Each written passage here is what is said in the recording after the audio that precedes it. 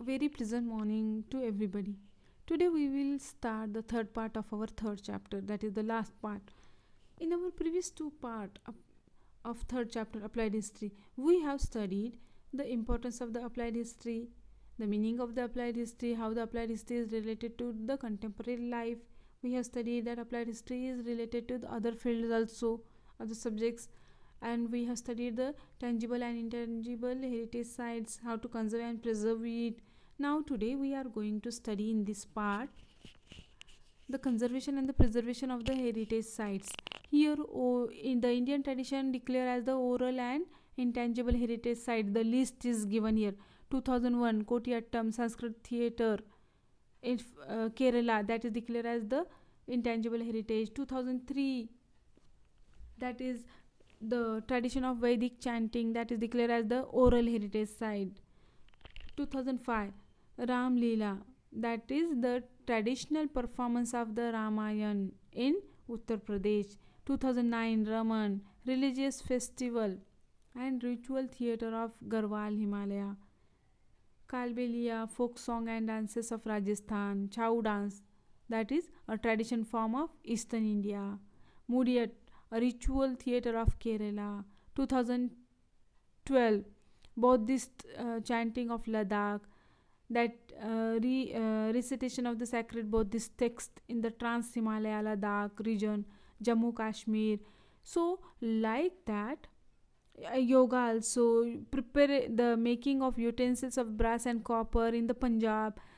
So, like that, our heritage, oral and intangible list is provided here. You have to read it carefully, because that such type of question can ask in our question number 2. Complete the concept chart or complete the table. World Heritage Site list is given here. 1983 Agra Fort. Same year Ajanta Caves and Ellora Caves, that is declared as the cultural heritage site. 1984 group of monuments at Mahabalipuram, that is declared as the cultural heritage site. 1984 Sun Temple Konark. 1986 Churches and Convent of Goa.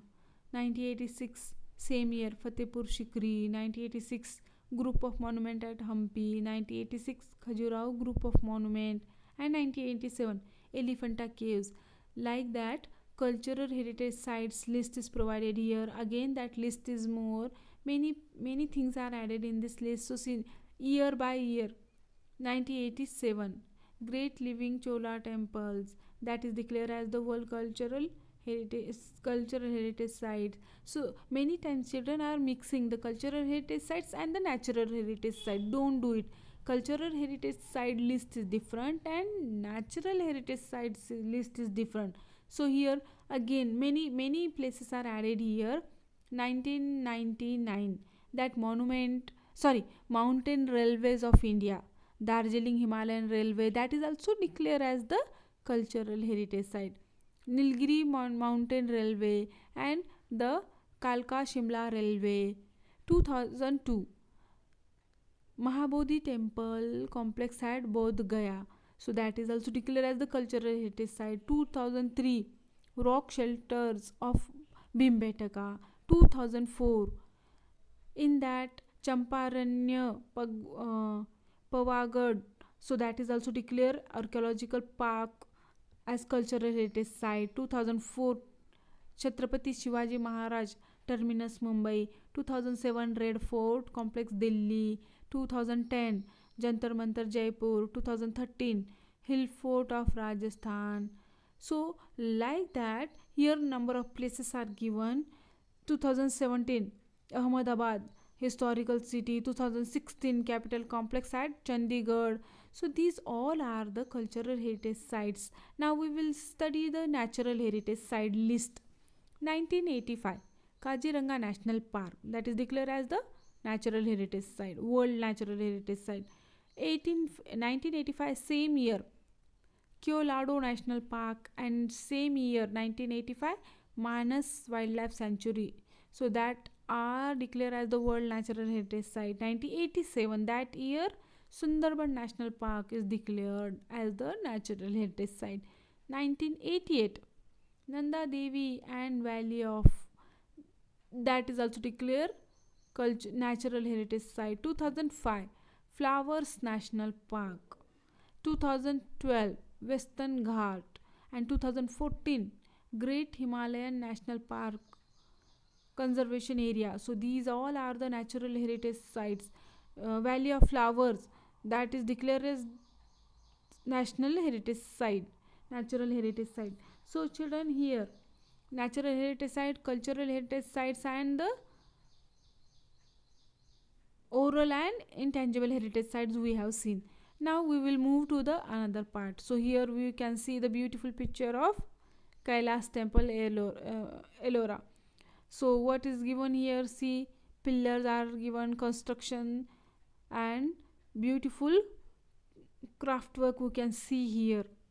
So see, come to our next point.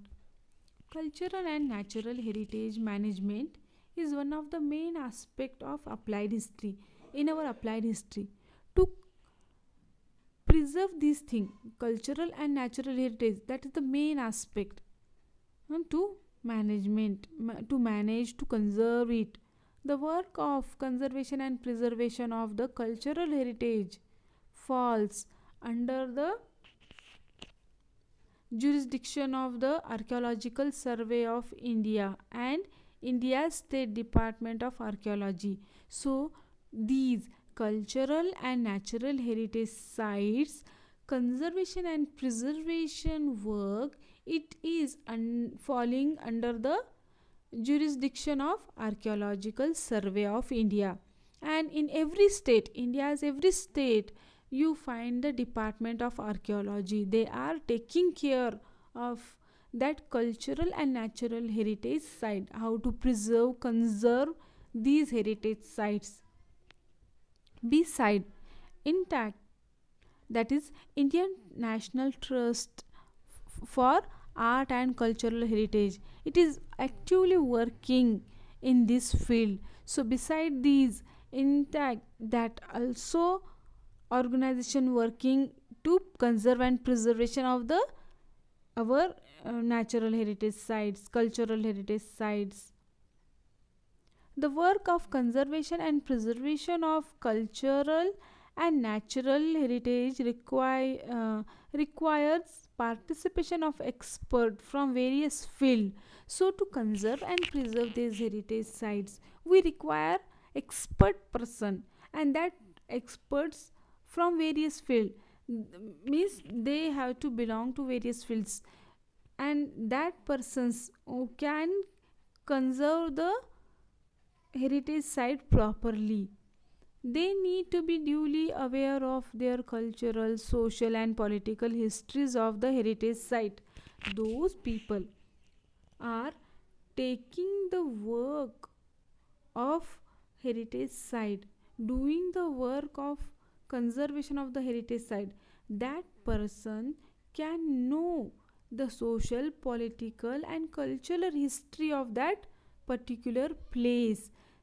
Though they are engineers, they are archaeologists, historians, or laborers, anybody, those are coming in this work, so they should aware about their political, social, and cultural heritage sites history.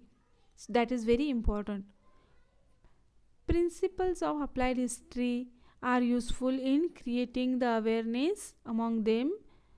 So see, those people, though they are engineer, archaeologists, or historians, or the laborers, so these people, they should create the awareness regarding the conservation and preservation of these all heritage sites. So thus number one, the operations necessary for the conservation, preservation, and development of the heritage sites can be handled without causing any change in the original state. A person, if he is aware about the importance of that particular place or particular heritage site, then that person can conserve, preserve, and develop the heritage site without damaging, without doing change in the original state. Suppose here, hmm, here Kailas temple that is given. So if some part is damaged or we have to repair some part, so that time we require the skilled persons of particular field. So if archaeologists require, then that person can know the detailed knowledge about it. If we require scientists, if we require any uh, it was labor also, so skilled laborers also require. We cannot call any ordinary laborer to do work here, because these places are very important. Here political, cultural, and social background is available, so we have to conserve that thing without changing the original state. We have to make the changes in it, means the original form cannot be changed. So for that we require the skilled person. Number 2, the local structure and psychology of the local people, challenges faced by them in the present situations, and their expectation can be survived in detail. So in these areas, heritage sites, where local structure and psychology of the local people, they are duly attached with the heritage site, because they are thinking, no, it is our heritage and we are having our emotions with this. So like that, they are completely attached with that. So these local structure, psychology of the local people, challenges that faced by them means by these people, those are conserving and preserving in present situation, and their expectation can be survived in detail. So we have to conserve and preserve the expectation, heritage sites, plus the local people's their emotionals and their expectation also. Third point is given, due precautions can be taken to avoid hurting sentiment of the local people while completing the project of conservation, preservation, and development of the heritage site. So as I have told you in the second point, so same is they are saying here, we have to take care that emotions uh, of the local people cannot hurt, because they are attached with that heritage site. So local people's sentiment cannot be hurt while conservation and preservation of that heritage site. Fourth is given, participation of local people in the project can be facilitated. So we have to take the help of the local people also. Their participation become very important, very useful to conserve and preserve of that heritage site. Fifth is given, systematic plan can be designed to employ the local skill in creative way and create better opportunities of the livelihood. In the fifth part, we are taking the participation of the local people. So we have to use the local skill also in a systematic manner, because local people, they are aware about that political, social, and cultural background of that region, and due to that, that skill, local skill, will be very creative. We have to use in a creative way, creative manner, and in this way it can create job opportunities for the local people also, and it is helpful for the livelihood of that local people. Now 3.5, affiliated professional field, knowledge of history can be supportive in the decision making with regard to respective legal provisions and public policies in the following field. So see, those fields are given downside. So first is given museum and archives. 2, preservation and conservation of the historical site. Third, tourism and hospitality. Fourth, entertainment and mass media.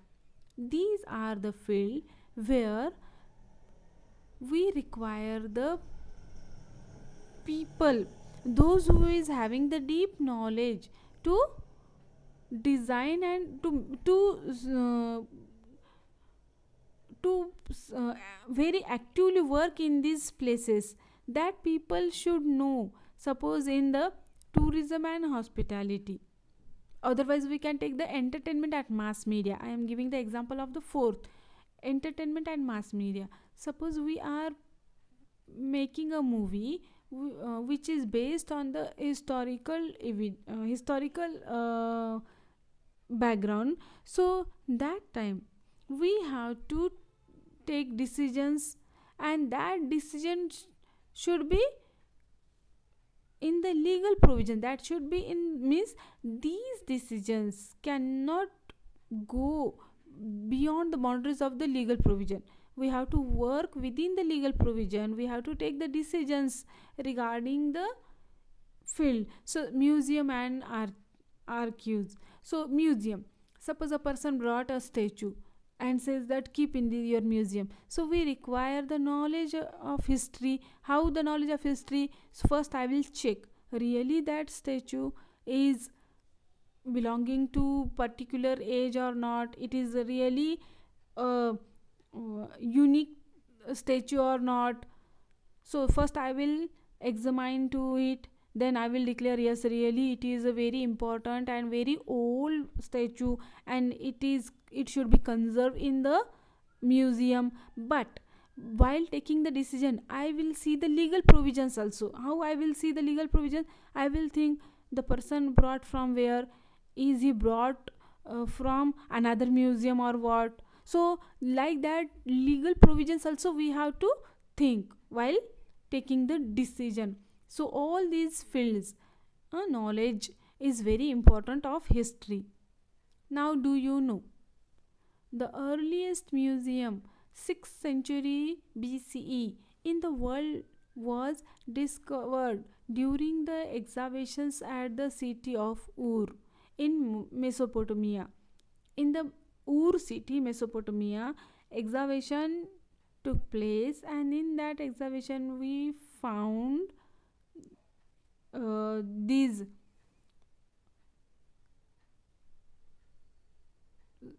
clay tablets. So see, the excavations were conducted by the Sir Leonard Woolley, 1922 to 1934. This museum was built by the Princess of Mesopotamia. Her name was Aniglid. She herself was the curator of the museum. Means these museum which is so excavation took place, and in that excavation we found the museum, and in that museum we found the clay tablet. So that museum was built by the princess of Mesopotamia, that she herself was the curator, she herself was taking care of all the work of that museum. A noteworthy feature of that museum is the clay tablet inscribed with the descriptions of exhibited artifact. So here it is said that what is the feature of this museum, important feature, so that in that museum clay tablet is found, and then that in this clay tablet of Mesopotamia, here it is described, it is here you can find the inscription. So in that inscription they have written about the all artifact which is available in that museum. So you can find here that inscriptions, it is a clay tablet, and on that clay tablet information is written about all the artifact which is kept in that museum. Now again, do you know Indian Museum, Kolkata? The Indian Museum at Kolkata was founded by the Asiatic Society in 1814 CE, Central Era. That is Common Era. So Nathaniel Wallich, a Danish botanist, was a founder and the first curator of the museum. So, Indian Museum, that is founded by the Asiatic Society at Kolkata in 1814, and that by the Danish. Danish means belonging to the Denmark, and he was having the interest in the botanist. Botanist means related to the biology. So that Nathaniel Wallich, he was the first curator of that museum. The photograph of the museum seen here is dated to 1905. The museum has three main departments: art, archaeology, and anthropology. Other affiliated department also there. So main are three department: art, archaeology, and anthropology. Other affiliated departments are conservation, publication, photography, exhibition, uh, presentation, model making, training, library, and security. These all are the affiliated department.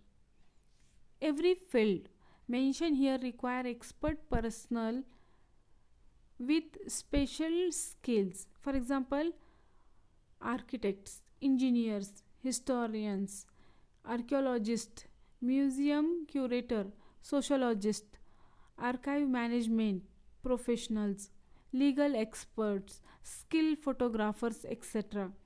As we have seen in the conservation and preservation of the historical sites and in our applied history, we require the skilled persons of that field. So here various examples are given: architects, engineer, historians, archaeologists, museum curator, socialist. All these person should be expert, should be skilled in that their field. Of course, this is just a representative list. The help of experts,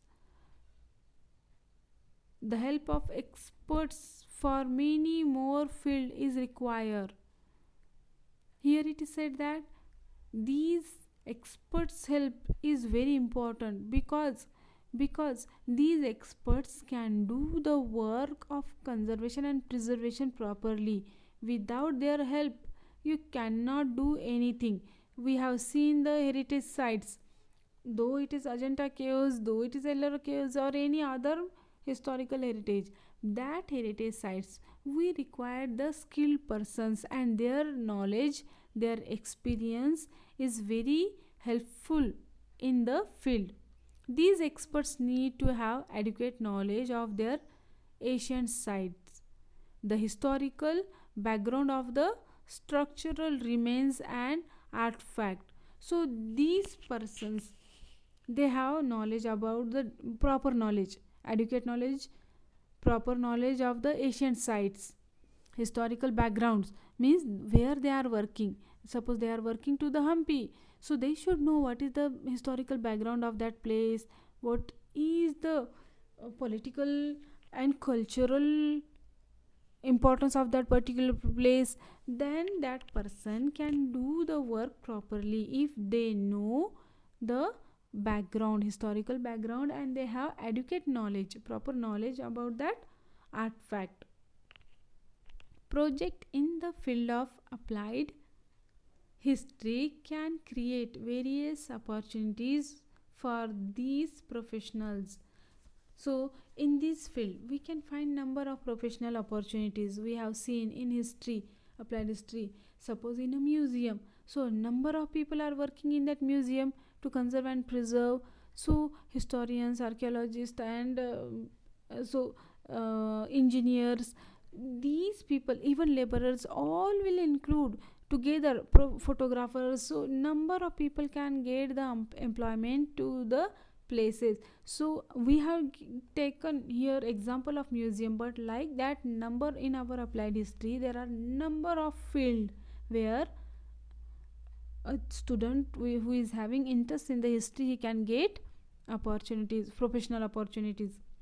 In this lesson we learnt about the role of applied history in public training programs for understanding the importance of history.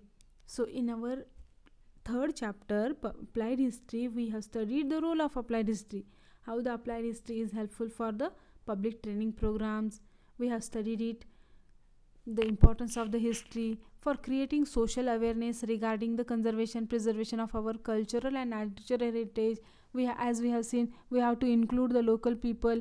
If we will include the local people, then they get a professional opportunities also, and as well as the local people, they know the deep knowledge, cultural, social and political knowledge about that background of that region. So that's why the local people can give more and more participation, means they will show more interest to conserve and preserve these things, because they know that if we will support to these people, then here tourism will increase, here new things will find, and in this way everybody's life will also develop. So in this regard, local people are very important. Using knowledge of history for this purpose to enhance the professional skills of people and develop in the industrial commercial field to carry out uh, preparatory work and plan for effective implementation. So here it is said that those are having the knowledge regarding history, that people can enhance the professional skills. How they can enhance the professional skills? Because they can choose the people, those are having the proper knowledge, proper skill. Anybody cannot do the work. Archaeologist, so we require the person who is having the proper knowledge in that field. Scientists, they have the knowledge about their field and they can do it. Laborers, nobody can build a proper structure, otherwise suppose the structure has damage, then we require the laborers there, but that laborers should have the proper knowledge and skill. So these people can develop industrial commercial field. So how to develop the commercial and industrial field? That knowledge also enhanced by the people, those are having the knowledge of history. Work for the plan for the effective implementation